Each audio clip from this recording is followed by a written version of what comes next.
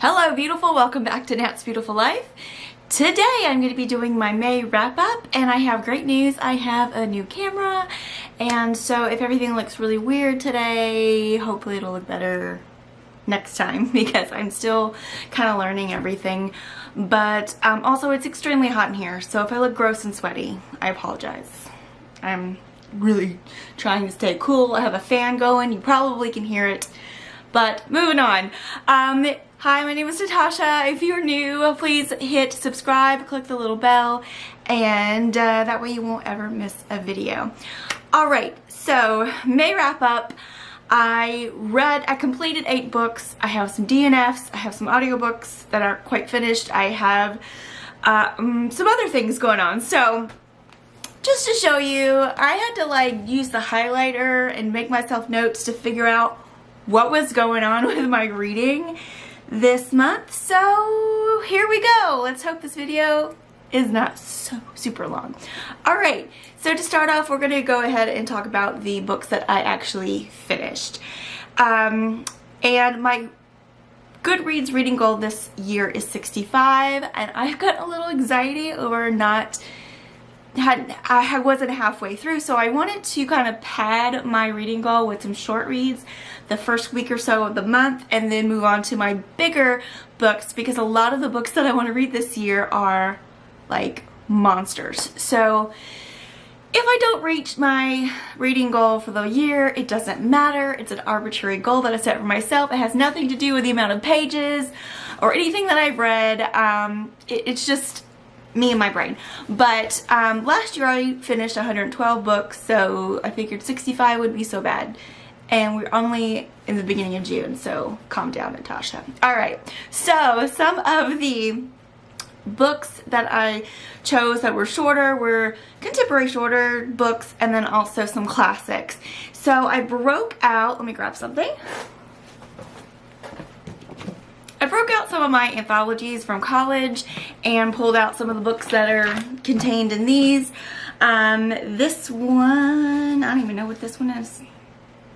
This probably wasn't one of them. But anyway, you get the gist. So I read, with the anthologies, I read A Jury of Her Peers by Susan Glaspell. I love this book. This is the second time that I have read it. It is very, very short. And I highly recommend it. If you hear something like a dog going crazy, my dog sees something like outside. He's behind the camera here, like filming me. Just kidding. He sees a squirrel, so he's about to lose his mind. I apologize. Anyway, so with this book, it is, I think it takes place in like maybe the 30s, 40s, something like that. And these two women are accompanying their husbands, who are like the attorney and a witness and the sheriff and all this, and a woman has killed her husband, or they think she has, but they don't really have any proof, and they just kind of take the women along, and they're just kind of like let's try that again.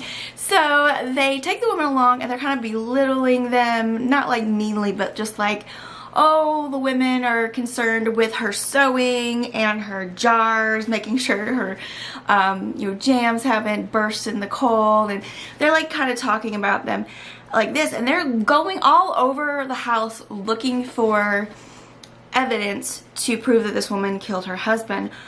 But along the way, the two women find the evidence, the motive, and all of that, but then they realize because of the evidence, they kind of don't want to tell on this lady, so they wind up putting it like in their sewing stuff and just walking out. And they even mention something about, the men mention something about it towards the end, and they're like, they're sewing, and she's like, oh, would you like to see? It's like, oh, I'm sure there's nothing harmless or nothing bad that you can, show us in that basket.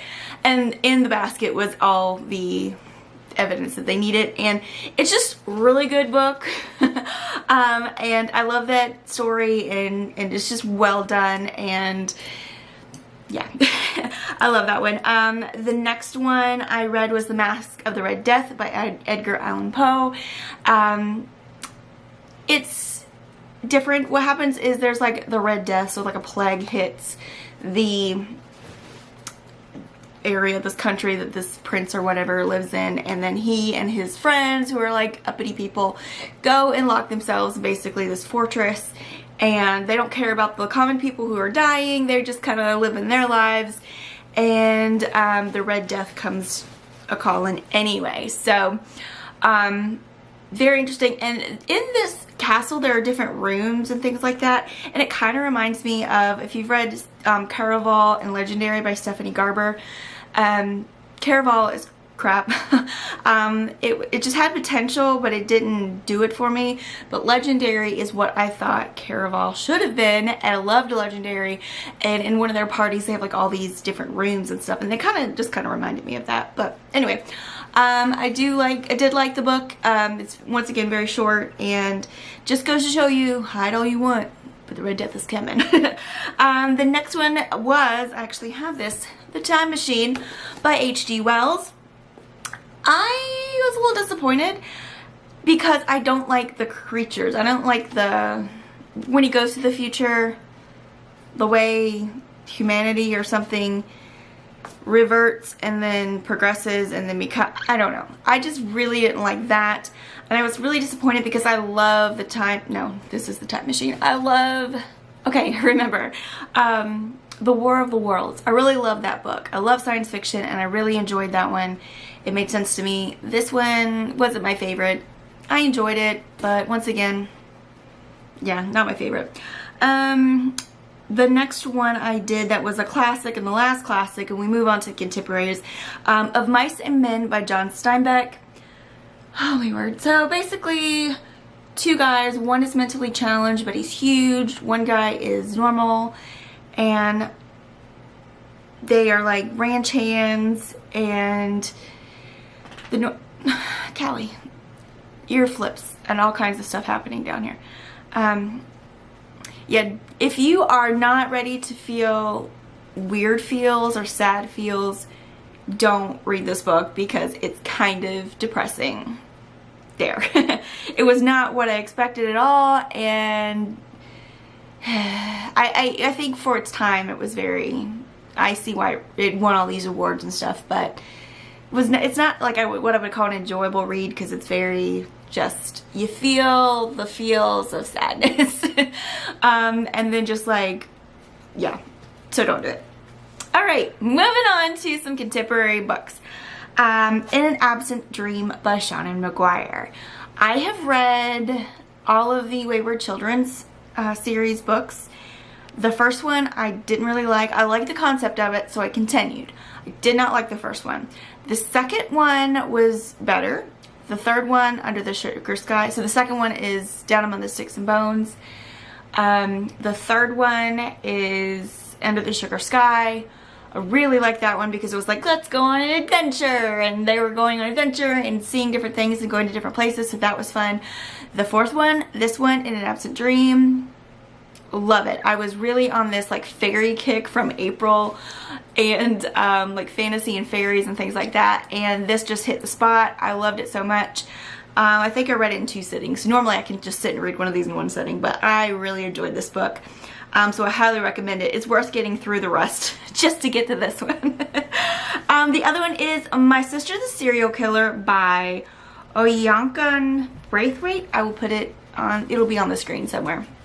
But this book is very short. It's very small. Like, it's small. It looks like a regular size book, but when you get it, it's like a little tiny book.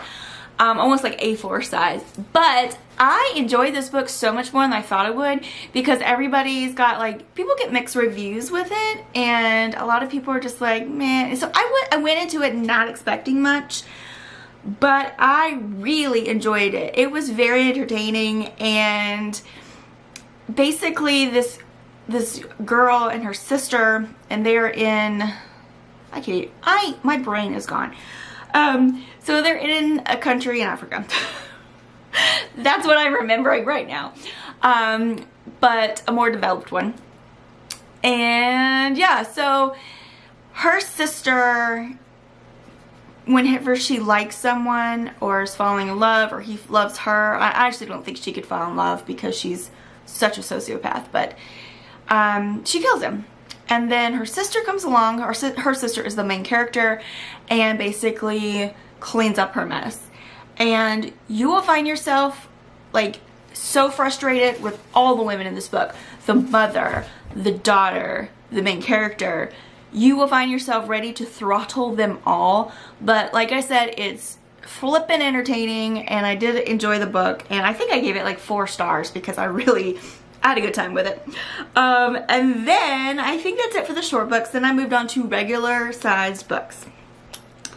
The actual full-size book that I finished was The Lost Man by Jane Harper. Anything by Jane Harper, I'm gonna read. I love her writing, and I thought this might be one of her. She has a series, like detective series, with, I think, Aaron Falk or something is the name of the main character. I could be making that up. I'll check and put it on the screen. And anyway, so that's like her series, and I thought this might be one of those, but it's actually a standalone, but it still takes place in Australia.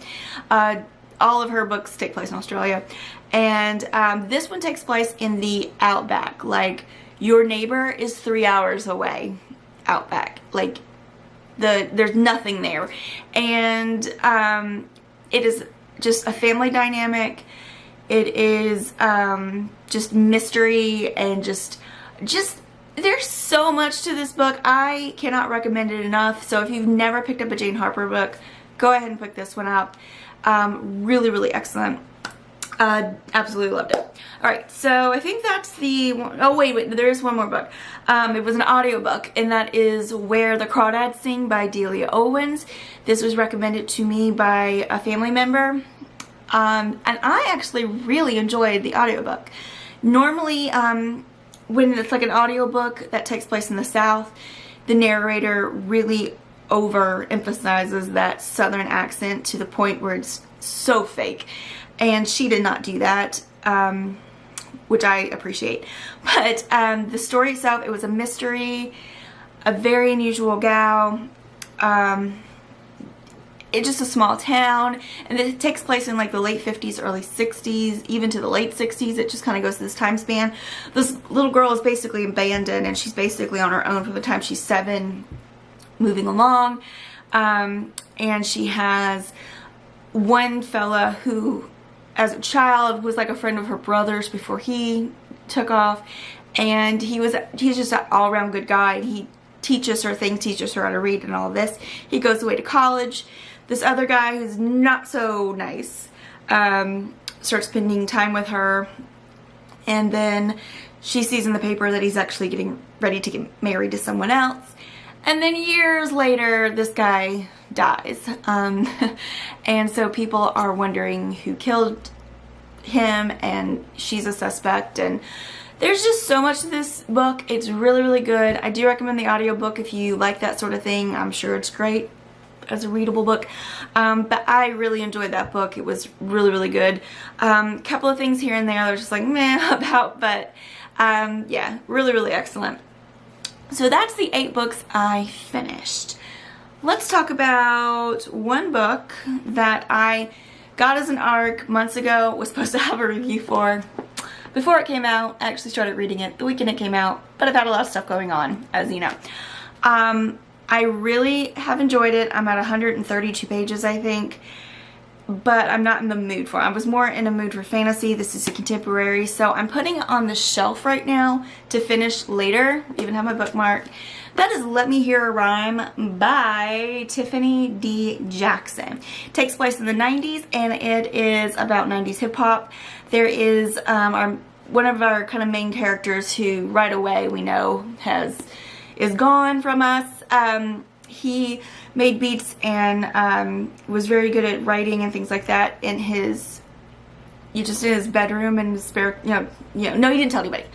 And after he's murdered, his sister and 2 best friends go in, find all of these things, and they just start distributing it to the neighborhood, and then important people get a hold of it, and they're trying to get him a book deal posthumously. So yeah, very, very good. It takes place in the 90s. It gives me so much nostalgia because I remember all this stuff. I remember listening to Lauryn Hill like solo for the first time, and she's like basically got that CD on repeat. Back in the day, we used to have this thing called CDs. You put them in a CD player and they spin around real fast and they played. And so I really did enjoy that, but like I said, I put it on the shelf for now because I really was in like a fantasy mood. The next book is the DNF. I have things to say about this. It's sad because it was our book club book of the month for the Girls Night Out Book Club. You can find out about that down below. The Little Old Lady Who Broke All the Rules by Catherine Engelman Sundberg. The writing on this is deplorable. It's childish, it's juvenile, did not like that at all.